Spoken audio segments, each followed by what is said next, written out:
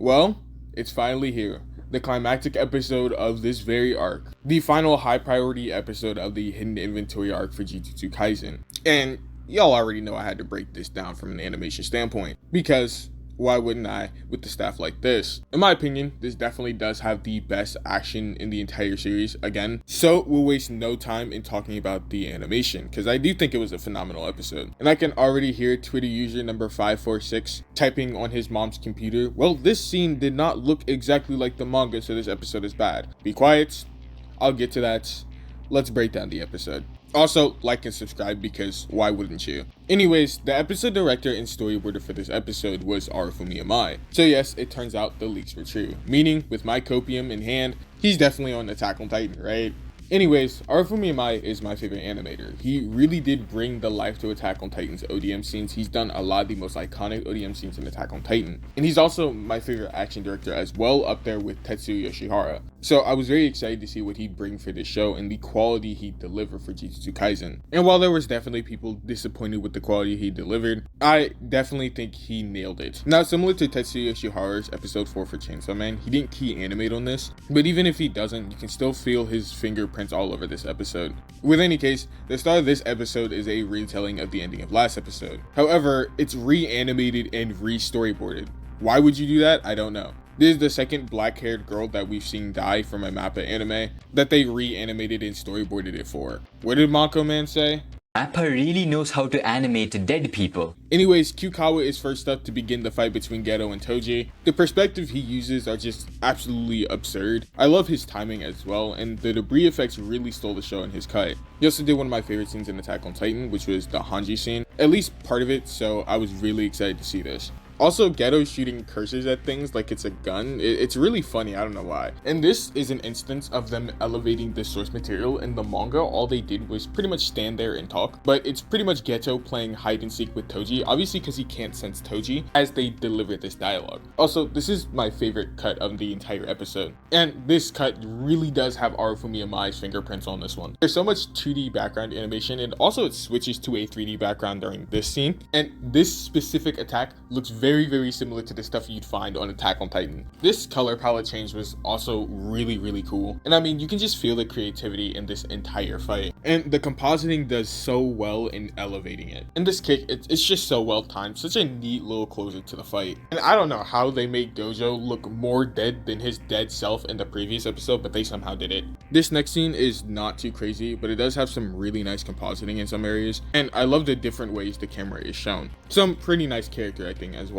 The art direction here is absolutely just unreal. These are just definitely gorgeous, and they're definitely some of the best we've seen out of Jujutsu Kaisen so far. Also, just brilliant color design. And obviously, we're coming up on one of Jujutsu Kaisen's most iconic moments in its series, and obviously the most complained about moment of this episode, as there's definitely a lot of people who were disappointed by this scene.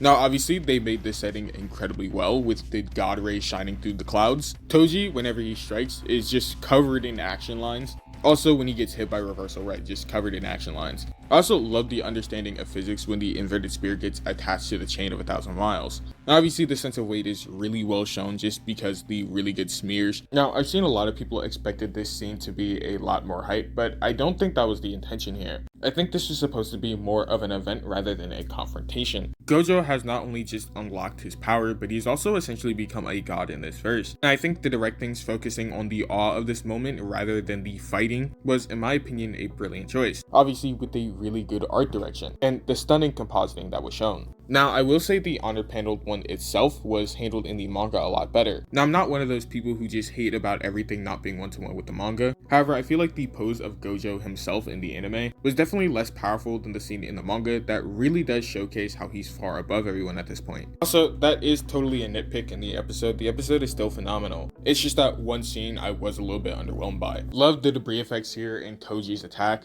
I love how the effects animations are incredibly smeary when they're coming up to Gojo's infinity. And obviously because they're stopped, they just immediately go back to their normal form. I actually love that. And oh my gosh, Arifumi Amai should not direct scenes because he used still frames. Like I said, this is supposed to be a moment. It seems like the world is essentially revolving around Gojo. It revolves and stops around Gojo. This is Gojo's big moment as he's truly understanding the depths of his technique as he unlocks Hollow Purple. And who better to animate Hollow Purple than Tam Lu himself? Tam Lu, who's really prominent, who's done some really good animation on seasons 3 and 4 of Castlevania. His effects animation has always been really good, and that's still true for this scene. Like the no line work on the effects animation of blue and red coming together, similar to having Denji with no line work in the opening of Chainsaw Man, also done by Tam Lu. Now, this is definitely Tam Lu's weakest cut that I've seen. It's not bad animation, but just compare it to the stuff we've seen him do on Castlevania and you can see the difference. It's clear he was definitely restricted by the schedule here, but still phenomenal animation and a great closer to this fight. And the great storyboarding to reveal the massive hole that's left in Toji's side with just these really thick blood effects. This next scene is just really powerful directing. I really love how it's showing that Ghetto is slowly falling over to the wrong side, but it's clear that he's trying to tell this stuff to Gojo as a way to convince himself. But us who have seen the Jujutsu Kaisen 0 movie obviously know what this event does to Ghetto. And this is what closes us out for the episode. Overall, I definitely think this is the best action episode of Jujutsu Kaisen. There were definitely scenes I wasn't a fan of, but overall, I think the staff did a really good job of elevating most of the source material it touched, especially Ghetto versus Toji. Obviously, that fight was amazing. Now, obviously, they could have done better given a good schedule. However, I still definitely think this was a phenomenal episode. However, that's all for me today. If you're new to the channel and you liked the video, please make sure to leave a like and subscribe as we're almost at 800 subs. This is the last heavy episode of Jujutsu Kaisen before the break, but we are going to talk about stuff like Gear 5 on this channel, so I hope you guys are excited to see that. With that being said,